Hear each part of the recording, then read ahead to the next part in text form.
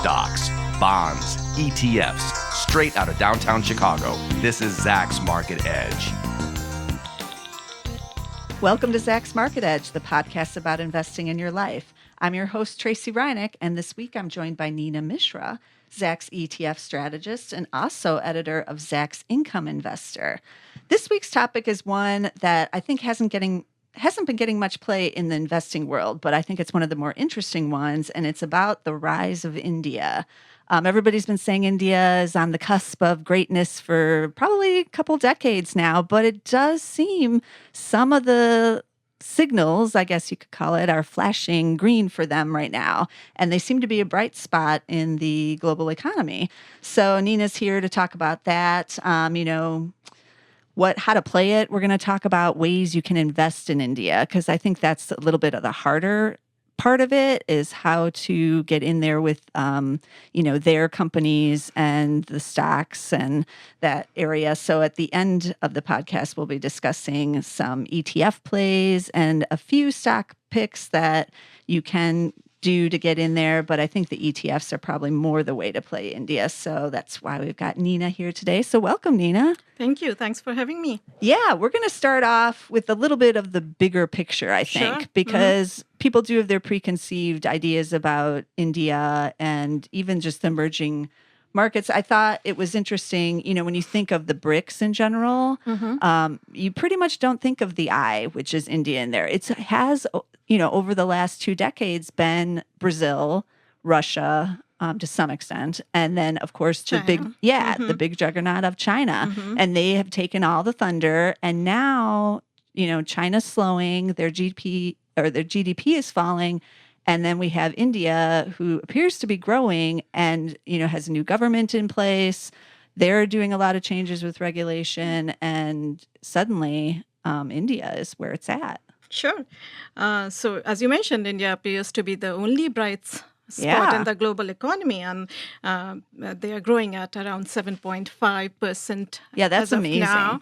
And this growth rate of around 7 to 8% is expected to continue for the next 2-3 years, at least as per World Bank estimates. Yeah. And even while they are growing so fast, there is still a lot of scope for improvement. Oh, yeah. Because GDP per capita is still very low. It is much lower compared to developed countries, right, and even China. So if the government takes the right steps, then there can be further improvement in growth. Yeah, I saw some stats about that. I know because of this great GDP projection. Last year, they grew GDP at 7.2 is the stat I have. And then China was at 6.9, as we know. Yes. These are the official numbers, I guess. They surpassed China last year. I know. So that was a big deal. And the Chinese, official media, I've seen some of their statements about this data and about the projections, because they are supposed to surpass them again this year because China's still weak. Yes. The Chinese maybe will do 6.5 to 7. They're hoping. And then we have these great projections for India above 7, maybe even 8. So they've been saying stuff like it's unrealistic, and they're saying it's an illusion. But they did give this statistic, which I do think we have to keep in mind, that the Chinese GDP in 2015 was 10.4 trillion, and India's was just 2.2. So they are much smaller, but they're growing at this faster rate now. Yeah, exactly. And this weekend, there was an article in the Financial Times, and it basically talked about how Facebook and Google are competing with each other to provide connectivity in rural India to people who do not have any access to internet, and they're planning to use balloons and drones and satellites and whatnot. That's a big deal. It's a big deal, and it has the potential. India has the potential to become the biggest free internet market in the world, because China has restrictions. Do they sell the iPhone in India? Not directly. Apple cannot sell directly, but they sell through third parties. But Apple has been trying to open stores, and they have been trying to request the government to relax regulation to sell phones directly. So I'm just curious, because if more people get internet, I know I would want, if I could afford it, I would want, a smartphone of some sort. I know the smartphone market has been growing there. India is now the second largest smartphone market in the world. Last Wow. year, they overtook the US, in fact. And smartphones are very cheap over there. Smartphones with some very basic functions. They have access to some, very popular apps and websites. They're pretty cheap. Those plans are pretty cheap. So going back to that article, which I Yeah. was discussing, right now, about 300 to 350 million people have, access to internet in India. And that article quoted a study from Deloitte, which basically reported that if we can extend internet penetration in India to levels seen in developed countries, then that itself could almost double the country's growth rate. Wow. So that is the kind of potential which is there in India, because there is a lot which can be done. Right. And, They're kind of playing catch up yes, in a way. Yeah, the new government has been doing the right things. I think, before the Modi government came to power, there were a lot of expectations. And Right, a lot of pressure. A lot of pressure too. And some of those expectations were rather lofty, because things in India don't change overnight. What do you mean? I've heard some of those stories, like they try to build like a highway and it's like 6 years later and they're still building it. Like, yeah. It's the largest democracy in the world with Right. a multi-party political systems, and all those political parties, they have their own agendas and interests. So things don't, transformations do not take place overnight. Right. And also politically, his party controls the lower house, right? Yes. But not the upper house. Yeah, that's correct. correct. It's kind of like here in the U.S. where, the Republicans have, well, now they have both. But before, when it was the split parties, you can't get as much done, obviously, because your people aren't being able to push through some things. But I was looking around at some of the regulations that they are trying to push through. And I thought this was interesting, too, just about going to their growth. They're trying to pass that goods and services tax, that GST tax. Yes. And that seems to me like could be a huge thing. It already passed the lower house. And it's again, pending in the upper house, of again. course. But there is, the opposition party seem to be willing to negotiate a bit. Now, this is political. We don't know what's going to happen. But it would be big because in India, every state has its own like tax system, its own excise tax, sales tax. This would create one bigger system, and it would just be easier for businesses to basically file and pay their taxes. Like right now, it's super complicated. If you do business in more than one state, you're doing all this paperwork and all this crazy stuff, and this would just make everything more productive. So that sounds like huge for me. Yeah, that's going to be huge. And that is, tax reform was one of the things which, foreign investors in particular were expecting from the Modi government. And to be fair, because his party doesn't have a majority in the upper house, and some of these bills have been blocked in the upper house. So that is why it is not happening so soon. And last year, they lost 2 key state elections. So that kind of delayed their chances of getting majority in the upper house. Okay. And now there would be some critical state elections next year. So now his party is trying to be politically correct, because otherwise opposition always accuses his party of being, working in favor of the rich. Yeah. So that is another reason why reforms are going at a slower, but I think at a steady pace. And another measure which they took recently is that they are opening bank accounts for all families, all households in India. I think that is going to be a big, big move. Wow, yeah. Because right now, so many households do not have access to banking. And to credit and all of that, Yes. things that go with that. I saw another regulation, too. This one is also past the lower, so it's stalled in the upper, too. But it was a new bill on real estate. And I thought this also could be a big driver because what it would do, it would require all the real estate projects to be registered. Like they would have to go get permits. This wasn't happening before. And everyone would know like what is being built there. They can't change the design in the middle. And then if you bought for new construction and you bought pre to when they built it and you put down your sales deposit, they would have to put that in escrow. And if the project was massively delayed, they would have to pay you interest on that. So that gives them incentive to get it done at least close to on time and not be delayed by years where you have nowhere to live. So all these things like in this kind of real estate bill also I feel will really add to GDP because it's going to put some certainty in the real estate sector. For buyers, you're going to know, you're going to have rights. You're going to know what you're getting and it's going to make it more attractive for investors. Yeah, it's going to be good for buyers. It's going to be good for banks as well. They'll be more comfortable extending housing credit. And I I read that recently one of the heads of a major building companies, he was jailed because there was a lot of delay in construction. Wow. That is something which is unheard of in Yeah. India. So I think things this bill does allow for yeah, some like prison yes, time too if it gets really exactly, bad. exactly. Wow. So things are changing at a Yeah. slow pace, Yeah. but they are changing. And recently they also introduced a bill which encourages investments in oil and gas industry. And India imports about 75% of its oil. So this is going to be huge, a Yeah. big thing for Do they the have oil. like a shale thing there? No. Or, like, what is it? Like, is it offshore drilling or? A little bit Or of is it nat offshore gas, maybe? natural gas and more Okay. traditional drilling. Okay. Rather Okay. than shale. just I haven't curious. heard about shale in India. I don't know. Yeah. Maybe they'll discover Yeah, something new yeah. after this bill. Right, right. But yeah, not as of because now. people will be willing to take the chance to explore Yes, now. exactly. And last 2 years, kind of Modi government has been very lucky because of low oil prices. Because 2 years back, when they came into power, India had very high rate of inflation and a widening fiscal deficit. And those problems have been kind of chronic for the Indian economy.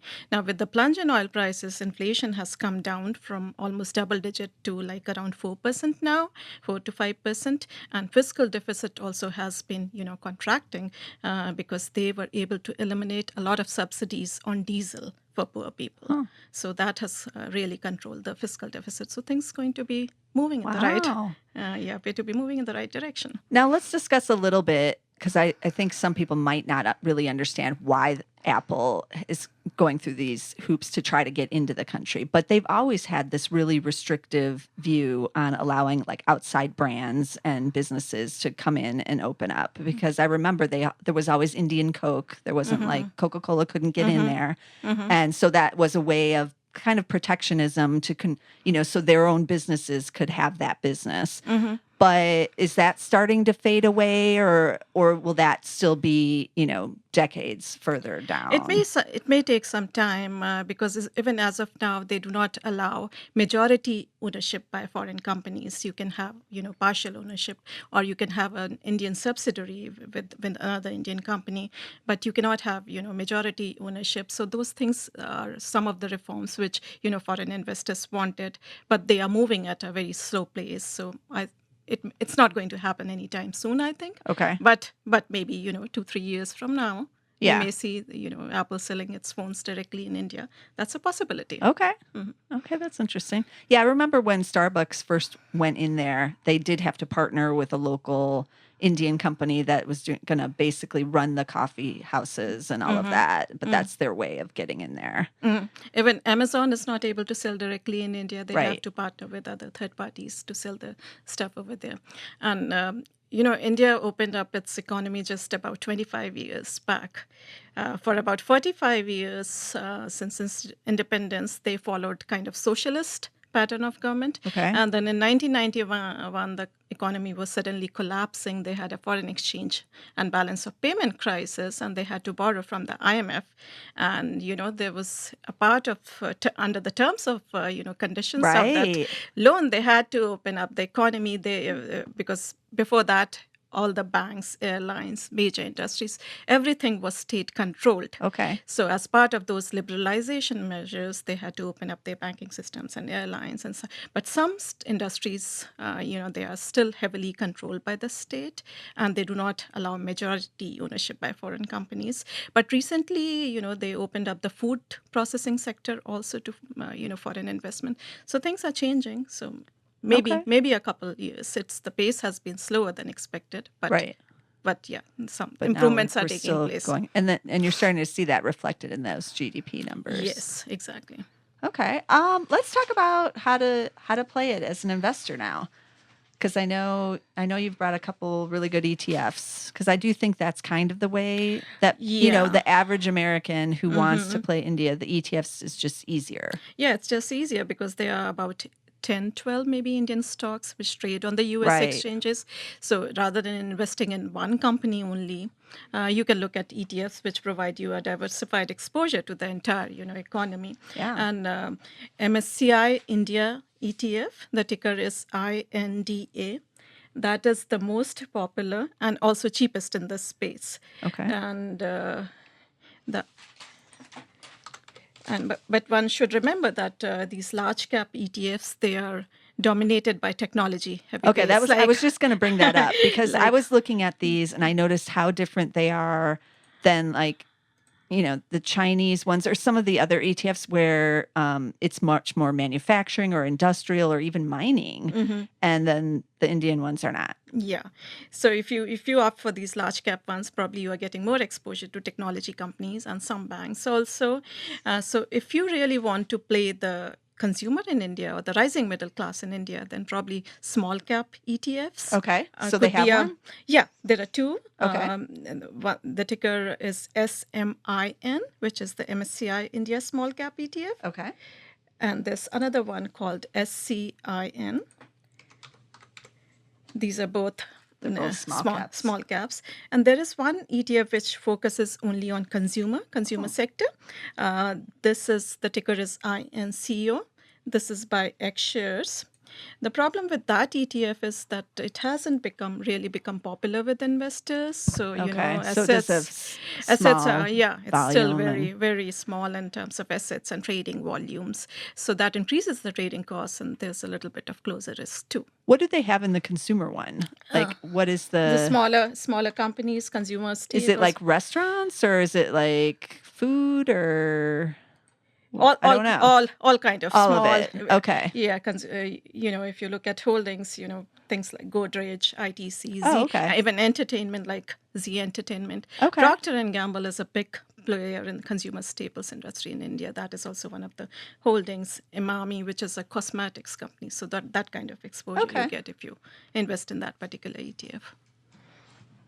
And that's where I'd want to be if I thought, the country is really growing, the middle class is increasing, people's their incomes are rising, middle class is expanding, their incomes are rising, people are willing to spend more on things like entertainment.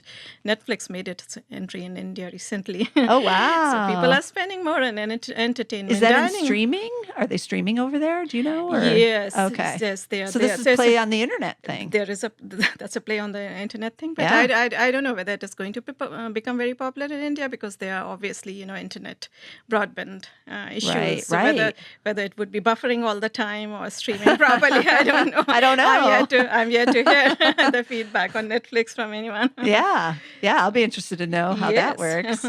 Remember how bad that used to be, even in the U.S., when it would buffer and you're at this key scene and it starts like the little thing is circling and you're like, no, what's happening? Just hurry up and fix yourself. So that could be an issue. Yeah, that could be a big issue in India. So we will see. Okay, so that's some good ideas for the, to get in there and play it in a broader way. I looked at a couple of the stocks because you and I were talking about them because it is so narrow. There's not that many. But one of the ones I have liked over the years was Tata Motors. Most people would know them because they bought out Jaguar Land Rover in 2008, kind of when everything was going bust. And they were trying to sell, automakers were like, we'll just get rid of this division. And I thought that was a good buy for them because it got them into the luxury. That was a very smart decision, definitely. Yeah, and they've really cashed in on that in China because all those brands were popular in China and the luxury market there. But the China business has declined, I noticed, because of what's going on over there. Yeah. And then their domestic business has always kind of been good, not spectacular as you might think because cars are expensive and you still need the growth and that middle class growth in order to buy one. But they're launching a new small car soon. Yes, unfortunately it was named Zika earlier. Uh-oh, that's not good. They had to change the name. So I think the new name is Tiago. Okay. That was selected through a public vote. They call for suggestions through social media on Twitter and their Facebook and now, all does that. Zika have some other meaning in India? No. It's just a cool name. I think it was a combination of zippy and car, something like that. I read something like that. And Tiago is also just a name. It doesn't have an Indian meaning, Hindi meaning. At least they were able to change it in time before they launched it. Exactly. So Yeah, because So let's see how smaller cars are, usually more popular in India, though some people like to own bigger cars just for show off. But Okay. given, how crowded Indian streets Yeah. are and how difficult it is to drive over there, smaller cars are more suitable for Indian roads. Now, who is buying the cars over there? Is it upper middle class? Like, who would buy this Upper new middle car? class buyers, they would like to buy, Okay. bigger cars, but smaller cars like Tiago and the other one, Okay. Tata Nano, those cars are usually bought by middle class and Okay. even lower middle Okay. class Okay. Indians. Huh.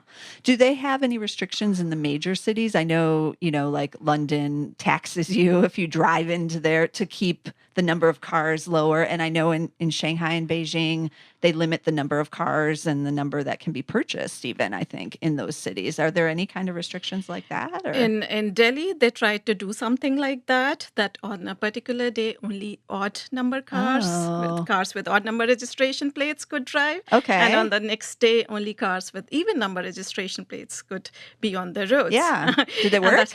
I'm not sure whether don't it know. has been working properly. And there are people who have like 2 cars in the household. And I was going to say, what if you had one with the odd and the other one was the even? You would Yes. just switch off on whichever car you drive. I don't know if that's solving anything. Yeah, so I haven't heard much about that, so I don't know Okay. whether it has been very successful, but it was a good experiment. Yeah. And probably we'll get to know about the result, how successful it has been in a couple months from now, whether there has been any control in amount of traffic on the roads and in air pollution also.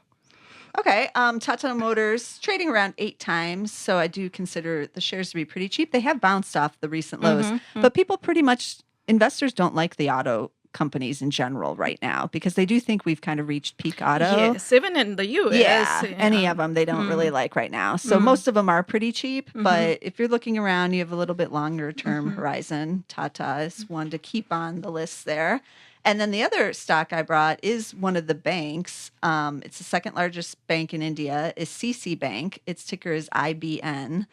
Oh, I think, did I say Tata Motors? Their ticker is TTM, just for people to know that one. CC Bank, I used to own this, I want to say like 10 or at least 10 years ago, because I was looking for a way. This is before they really came out with the big countrywide ETFs, and I wanted a way to play India, and it paid me a dividend, which I did look up this time. They're paying a 4.5% yield, which is pretty good. And they were the biggest one. They were, well regarded internationally. And then just looking at them again now, in their recent quarter, the loan growth was really rising. They had domestic up 20%. Their retail was up 24%, but retail is 44% of their loans. On the commercial loan side, those were up 15.8% in the quarter, and that was, year over year, and that was after 10 consecutive quarters of declines actually on commercial side. So that's actually a really good sign, again, for the economy, that the commercial side is really growing. Their Tier 1 capital ratio is 12.76% to be Pretty exact. healthy, yeah. Yeah, so all the analysts I saw thought that was a good ratio, and so they're not too concerned about the asset quality right now. And even if there is some questions or problems with it, that they have enough, on hand to cover it. Yeah. So I kind of like a bank play. I can't believe I'm saying that, but when a country is growing, I mean, the first thing you got to grow is your credit, and you got to give out the loans, and that starts the businesses, and that buys the automobile. Yeah, definitely. So in India, 2/3 of banking system assets are still controlled by the state-run banks. Okay. In China, I believe it is more than 90% even now. Yeah. And India had started opening up the banking sector to private banks, as I said, about 20, 25 years back. So these private sector banks have been doing really well. They have grown so much, and ICICI Bank is now the largest private sector bank in India. And they don't have as much as bad loans as the state-run banks have. State-run banks account for almost 90% of bad loans in India. And their capital levels are also not good enough, healthy enough. Many of them will need recapitalization from the government. On the other hand, these private sector banks, they have been growing their capital levels, as you mentioned, also it's 12 point something. So they seem to be in a very good position to meet the Basel requirements also for capital norms. Their credit quality is not so bad, and they have seen nice growth in earnings of late. And I had read that ICICI Bank had increased its provision for bad loans because they had a review by the central bank. So voluntarily, I think they increase their loan loss reserves for bad loans. And as the economy improves, I think they'll be able to increase their more profitable loans to consumers, and that will probably push growth further for banks like ICICI and HDFC. Yeah, weren't you telling me that their CEO is a woman? Yeah. I thought that was interesting. Yes, yeah. In fact, banking sector is dominated by women in India. It's a very interesting thing. I mean, women were... Why is that? Do we know? Yeah, I think traditionally women have been interested in banking careers rather than going out in the fields. And IT was not big. Technology is very big in India now. Right. It's a big employer, Infosys, Wipro, and TCS. But 25 years back, I think banking was the preferred, career for women. So that is why many women, they were in the banking career. And ICICI ICO is a woman, the largest public sector bank in India, State Bank of India. Its CEO is also a lady. Wow. And there are many other lady who are top women bankers in India. Wow, I had no idea. That's amazing. Yeah, it's a good thing to know. Yeah. I wonder if they do better loan programs for like women entrepreneurs and things like that because they have the women in their system already. Yeah, definitely they must be doing. And there are some programs which are focused entirely on women, and these bigger banks, they have partnerships with smaller regional rural banks also. And those regional rural banks, they have branches in villages and all that, and they work with the local artisans and local women, small women entrepreneurs, and provide loans to them. They form self-help groups also for training, financial literacy and all that. And those self-help groups are able to, obtain loans from those regional rural banks. So that is a good thing going on in India. Now, most of the Indian economy is still like a cash only, though. Right? Isn't that right? Like most people don't have credit cards. Yeah, not many people have credit cards. Okay. So even the likes of Amazon and Snapdeal and Flipkart, they have cash on delivery systems as exactly. well. Yeah, they're almost operating like banks these days, it seems. Yes, but there are some new startups which are doing pretty well in the payment area. There's one which is called Paytime or something like that. Okay. It's growing pretty well, and it's a good one. So I think things are going to change. In China, in fact, this online payment system is much more developed than in India. So India still has to do a lot of catching up to do in that area. Okay, so maybe if the Chinese media was saying, it's an illusion or whatever they were saying, it's unrealistic, that's maybe something that they're talking about, like they're a little bit behind. But as an investor, I want to be in areas that are on the upswing, that are, have this tremendous growth, because everybody, like I said at the beginning of this podcast, for the last 20 or 30 years have been saying, like, there's so much possibility there. There's so, it's a democracy. There's so much, just number of people. There's just going to be growth there. But it's the way, the harnessing of it has been the problem up until now, it seems. Yes. I mean, literacy is one of the problems. So if the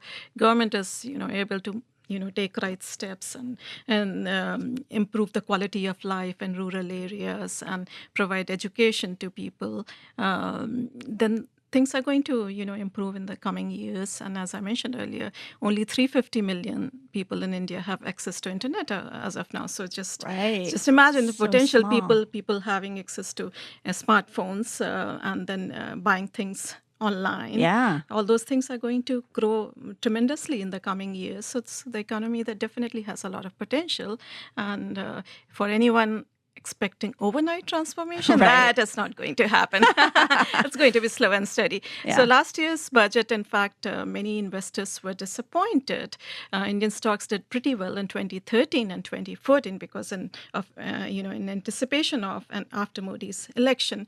And last year they were expecting some big bang reforms in his first budget. That did not happen. So this year, the expectations were low, and the budget kind of delivered. Okay. At least the government maintained its commitment towards fiscal discipline, and there were some reform measures also which were announced in the budget. So investors liked the budget, and stocks have kind of surged after the budget. Okay. And Are they cheap? Would you consider Indian stocks to be cheap now, or looking at the longer term growth potential, I think they're at a good price. Maybe. Okay. And in case of India, these stock markets are, very much dominated by foreign institutional investors, unlike China, which are stock market is mostly mom and pop investors, and especially the mainland China market. In India, foreign institutional investors play a big role in stock markets. So earlier this year, because of this risk-off attitude and in general aversion towards emerging markets, a lot of foreign institutional investors, they had pulled their money out of India. And that impacted the currency too. And even though last year the currency had held up really well, while all other emerging market currencies had collapsed. But this year, rupee had plunged to its all-time low against the dollar sometime in February.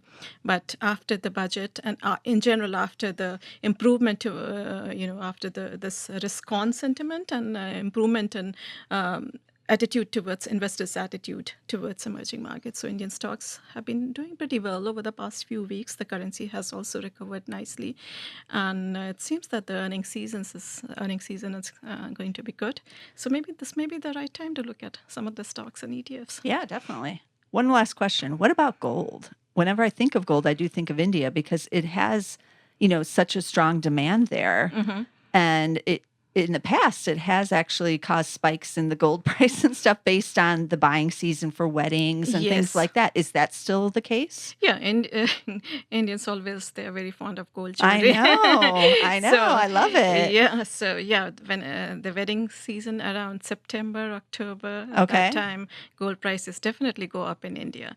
But the government is now trying to, curb gold imports. So they have imposed some restrictions and there are some duties on gold imports. So that is why gold is not as much liked by Indians, especially for investment purpose, because it has become costlier to own gold now, as they used to in the past. Right. But jewelry still remains. Oh yeah, that's not going anywhere. Favorite. Yeah. Who's gonna take away the jewelry? Nobody. It's so beautiful. Right. Okay, so we discussed a couple ETFs. I'm going to go through the tickers again in case people missed them. We had INDA and SMIN and SCIN. And then the consumer one was INCO. That's correct, yeah. Okay. And then we had a couple stocks, Tata Motors, which was TTM, and the bank, which I've been saying wrong. So you've been saying it obviously correctly. I'm not going to say what it is. It's just IBN. Yeah. It's ICICI Bank. Why do I call it? I guess because I see it as... I don't know. I wouldn't have thought to call it that. It was called, I think, Industrial Credit and Investment Corporation. Oh, it had like some long name that they... Yes. That's probably right. Yeah, so they converted it into a bank later. It was a credit corporation. It was a big financial institution. So it's not really a word like the... I was trying to pronounce it as a word, but it's really just the letters of the longer name. Exactly. I see. Well, that's good to learn these things.